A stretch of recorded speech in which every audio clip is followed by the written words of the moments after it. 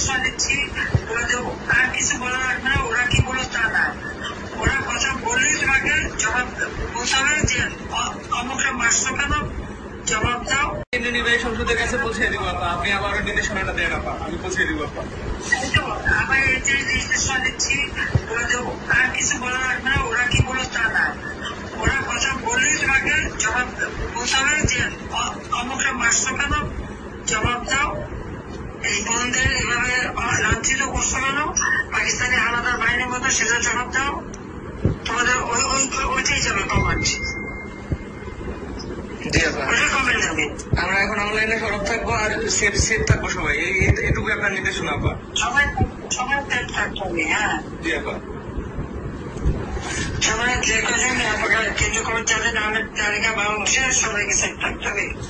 জি আপা, এরা মানুষের জাতি। আপা আপনি শুধু এইটুকু জেনে রাখেন, আমরা ছাত্রলীগ আপনার সাথে বেমানি করিনি আপা, আমরা রাজপথে রক্ত দিছি, আমরা জীবন দিছি আপা, প্রয়োজনে আবার দিব, 1000 বার জন্ম নিব প্রয়োজনে, আমরা আপনার সাথে বেমানি করি নাই, কখনো করবো না আপা। আচ্ছা জি আপা, জয় বাংলা আপা।